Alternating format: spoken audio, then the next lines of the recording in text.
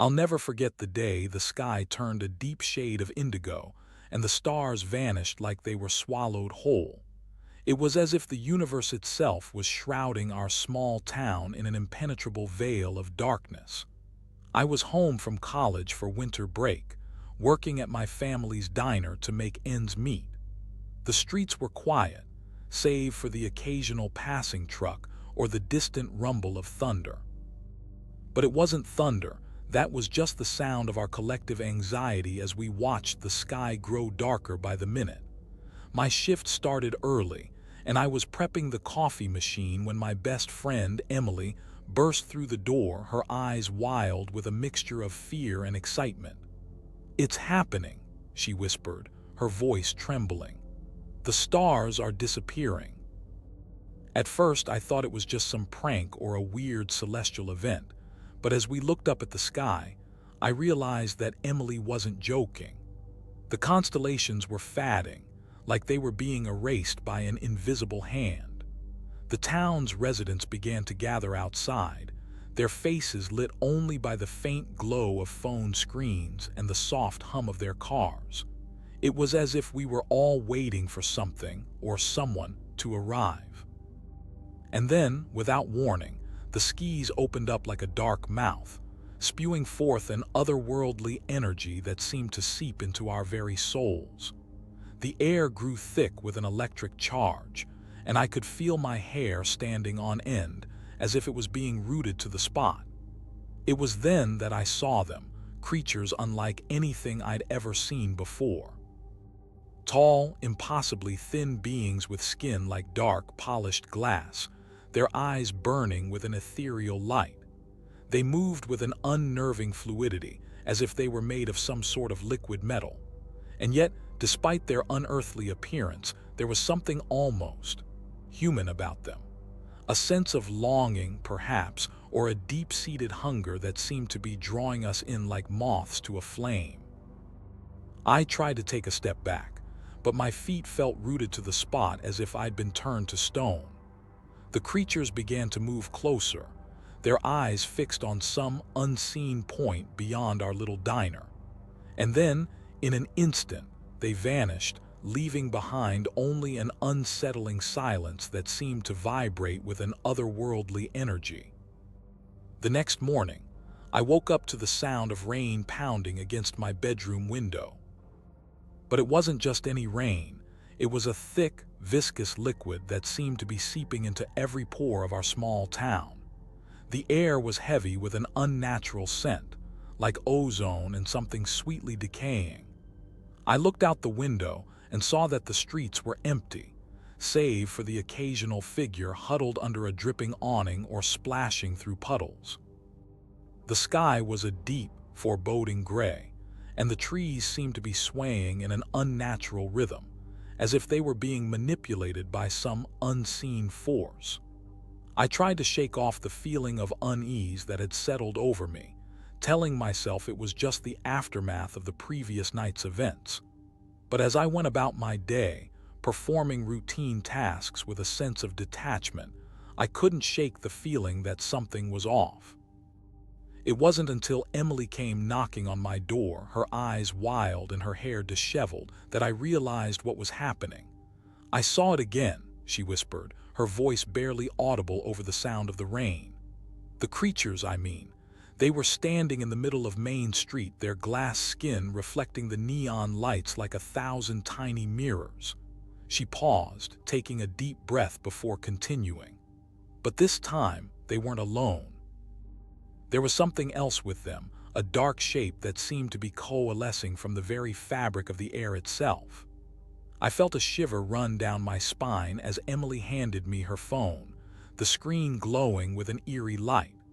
On it, I saw a photo of Main Street, taken just moments before.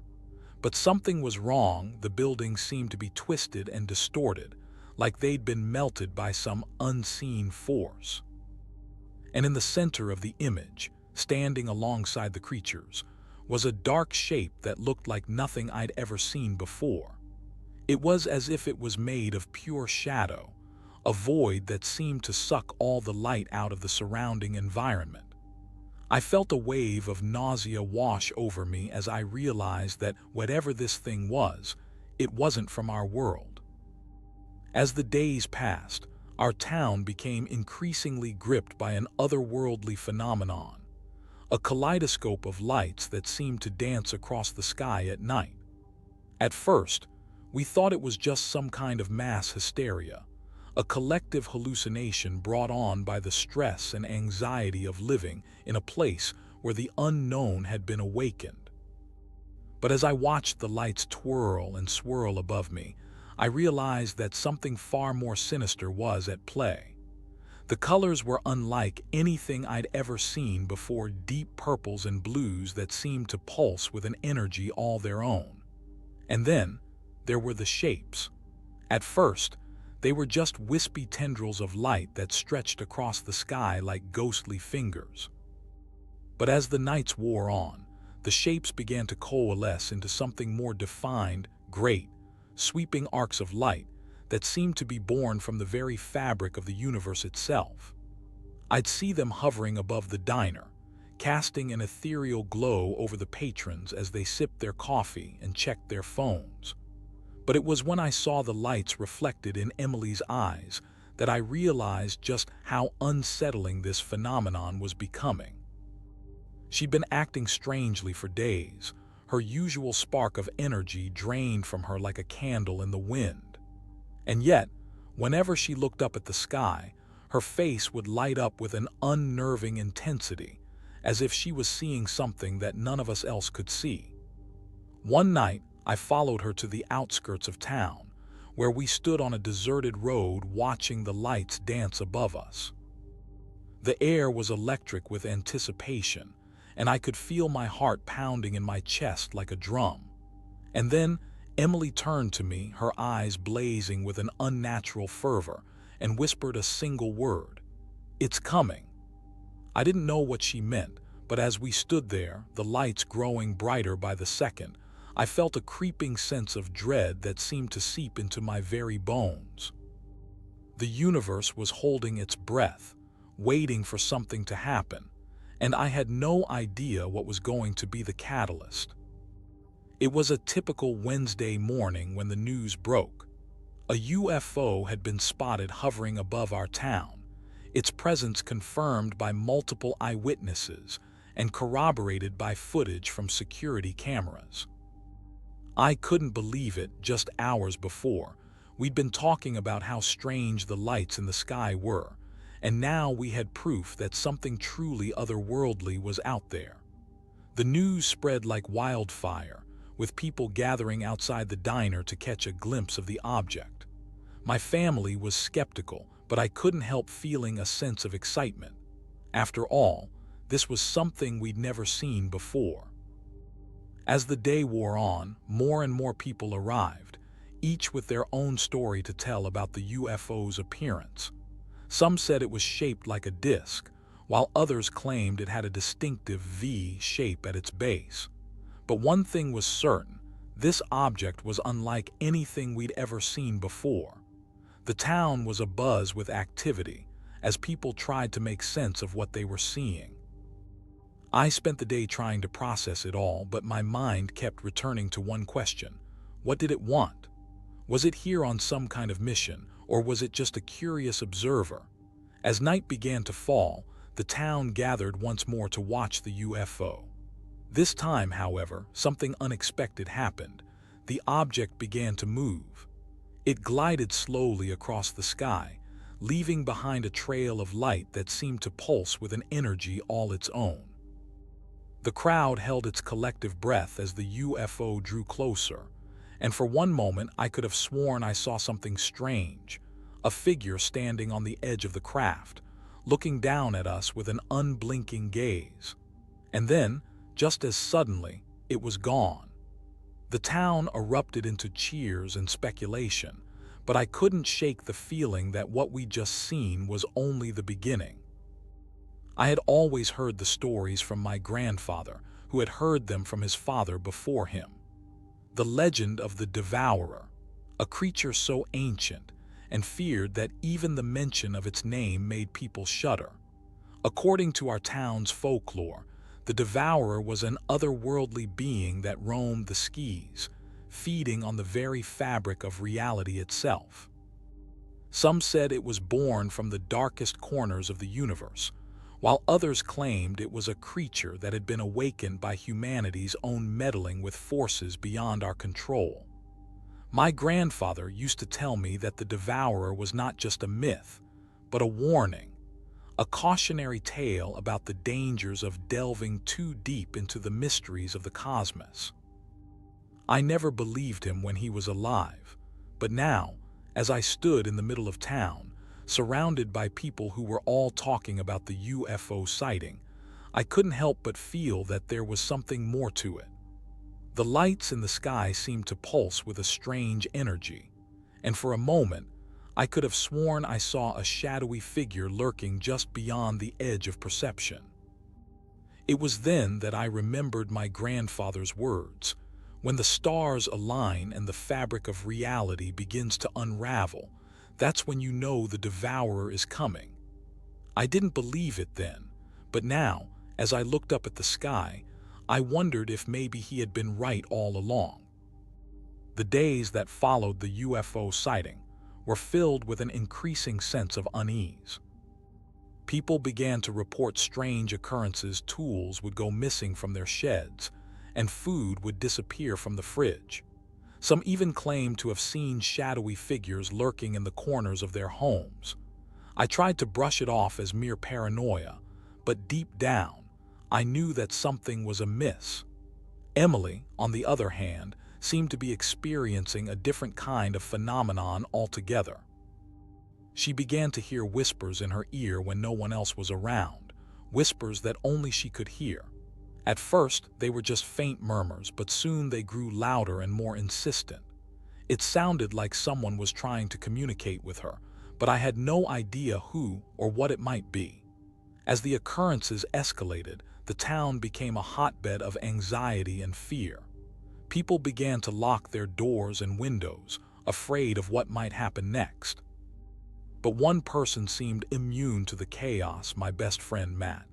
He was always the first to joke about anything, but now he seemed different. He would stare off into space for hours, his eyes glazed over like he was in a trance. And when I asked him what was wrong, he just shook his head and said, "I'm seeing things." Seeing things. What did he mean by that? And then, one night, I heard the scream. It came from Matt's house, and it sent shivers down my spine. I rushed to his side, but when I arrived, there was no sign of him. He had vanished into thin air. The town was left with a sense of unease, and I couldn't shake the feeling that something was watching us all, waiting for its next move. As I stood in Matt's empty house, feeling a sense of unease and confusion, I couldn't help but wonder what had happened to him.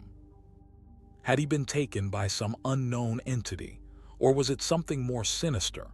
I decided to investigate further, starting with his bedroom. That's when I saw it, a small, intricately carved box on his dresser. It looked ancient, as if it had been passed down through generations. A piece of paper was taped to the lid, with a cryptic message scrawled on it. "For Emily, meet me at the old windmill on the outskirts of town at midnight." I felt a shiver run down my spine as I realized that this must be connected to Emily's strange occurrences. I decided to follow her lead and see where it would take me. As I made my way to the windmill, the air grew thick with an eerie energy. The sky was filled with 1,000,000 stars, but they seemed to twinkle in rhythm with some unknown heartbeat. When I arrived at the windmill, Emily was already there, her eyes glowing with an otherworldly light. "What are you doing here?" she asked, her voice barely above a whisper. I told her about Matt's disappearance and the mysterious box. She listened intently, her expression unreadable. And then, without warning, she reached out and took my hand. We stepped inside the windmill together, leaving the darkness outside behind us. The air was filled with the scent of old grain, but beneath it, I detected something else, a sweet, almost musical hum. It was as if we were being drawn into some kind of vortex, one that would pull us down into the very heart of madness. And yet I couldn't help but feel drawn to Emily like a moth to a flame. We walked deeper into the windmill, our footsteps echoing off the walls. The hum grew louder until it became almost deafening.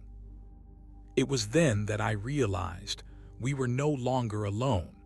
Something else was with us, something that had been waiting for us all along.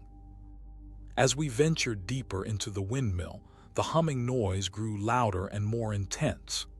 The air was electric with an otherworldly energy, and I could feel my heart pounding in my chest. Emily's grip on my hand tightened as she seemed to sense what I was feeling. Suddenly, the walls of the windmill began to shimmer and shake, as if the very fabric of reality was being torn apart. The humming noise reached a crescendo, and then, in an instant, it stopped. The silence was oppressive, heavy with anticipation. And then, like a whispered secret, I saw them ancient symbols etched into the walls of the windmill. They glowed with a soft, ethereal light, pulsing with a power that seemed almost magical. Emily gasped beside me, her eyes wide with wonder. "What are they?" she breathed. I shook my head, equally fascinated and terrified. The symbols seemed to be some kind of language, but one that I couldn't decipher. They pulsed and glowed, casting an eerie light over the room. It was as if we had stumbled into a hidden world, one that existed alongside our own, yet remained shrouded in mystery. As I gazed upon the symbols, I felt my mind expanding, as if it was being stretched to its limits. The air seemed to vibrate with an energy that was both exhilarating and terrifying. And then, like a whispered promise, I heard a voice, a low, rumbling sound that seemed to come from everywhere and nowhere at the same time.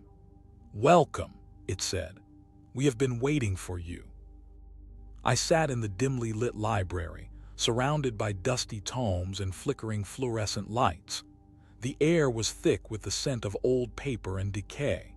I had spent hours poring over ancient texts, searching for any mention of the symbols we had found at the windmill. And finally, after weeks of research, I had found something. A passage in an ancient language, one that I didn't recognize, but which seemed to match the symbols perfectly. According to the text, these were not just random markings.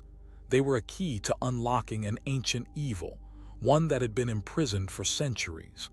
I felt a shiver run down my spine as I read on, my eyes scanning the pages with growing unease. The text spoke of an entity known only as Jathik, a being of darkness and chaos that had been worshipped by ancient civilizations. It was said to be capable of manipulating reality itself, bending the very fabric of space and time to its will. I couldn't believe what I was reading. Could it really be true? And then, as if on cue, the lights in the library began to flicker ominously. The air seemed to grow colder, as if a presence was watching us from just out of sight. Emily sat beside me, her eyes wide with fear. "What is it?" she whispered. I shook my head, trying to keep my voice steady. "I don't know," I admitted, "but I think we're in over our heads." As the days passed, I found myself becoming increasingly withdrawn. The symbols and the whispers seemed to be seeping into my dreams, taunting me with their meaning. I couldn't shake the feeling that Jathik was watching me, waiting for me to make a mistake. Emily tried to be supportive, but even her presence felt like a burden. We would walk through the streets, hand in hand, and I could feel the weight of the symbols bearing down on us. The world seemed to be growing darker, as if the very fabric of reality was unraveling before our eyes. I started to see things, shadows that moved of their own accord, whispers in the wind. I knew it was just my mind playing tricks on me, but it didn't feel like it. It felt real. And then one night, I woke up to find myself alone in bed. Emily was gone, and I couldn't remember where she had slept. I stumbled out of the apartment, searching for her, but she was nowhere to be found. The city seemed deserted, as if everyone had vanished into thin air. I walked through the streets, calling out her name, but there was only silence. And then I saw it, a symbol etched into the side of a building. It glowed with an otherworldly light, pulsing with a power that seemed almost hypnotic. I felt myself drawn to it as if it was calling to me. I reached out a trembling hand and touched the symbol, and suddenly everything went black. When I came to, I was lying on the ground, my head throbbing with pain. The city was silent around me, except for one sound, the whispering of Jathik's name. As I lay on the ground, I felt a creeping sense of dread. The whispering had stopped, and an oppressive silence had fallen over the city. I struggled to my feet, my legs shaking beneath me. That was when I saw them, the creatures that lurked in the shadows. They were twisted, nightmarish things, with eyes that glowed like embers from a long-dead fire. They moved towards me with an unnatural gait, their presence seeming to fill the air with a heavy, palpable dread. I tried to run, but my legs wouldn't move. The creatures drew closer, their breath hot and rank on my skin. I felt myself being drawn into a world of unspeakable horror, where the laws of reality no longer applied. And then, everything went black. When I came to, I was standing in a vast, empty chamber filled with row upon row of screaming faces. They were all twisted, grotesque things, their eyes burning with an otherworldly energy. At the far end of the chamber, I saw Emily. She was standing at the edge of a great precipice, her back to me. She didn't seem to notice me at first, but as she turned, I saw that her eyes were black as coal. Her skin was deathly pale, and her hair seemed to be moving of its own accord. "Welcome," she said, her voice like a rusty gate. "I've been waiting for you." And with that, the chamber began to shake and tremble, as if the very foundations of reality were being torn apart. The creatures closed in around us, their eyes burning with an otherworldly energy.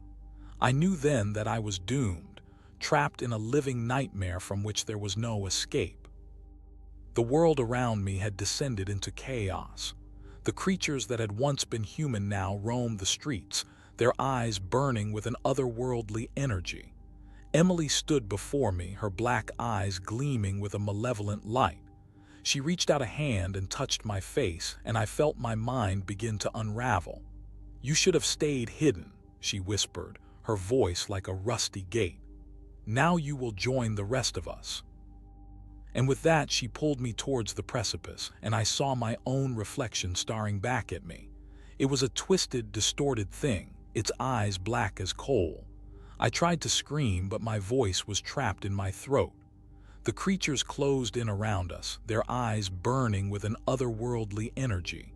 I felt myself being pulled towards the void, towards a fate that was worse than death. And then everything went black. When I came to, I was lying on the ground, my head throbbing with pain. The city was silent around me, except for one sound, the whispering of Jathik's name. I knew then that I was doomed, trapped in a living nightmare from which there was no escape. The world had ended, and I was left to pick up the pieces. But it was too late. The damage was done. And as I looked around at the twisted, nightmarish landscape, I knew that I would never be able to escape the horrors that had been unleashed upon the world.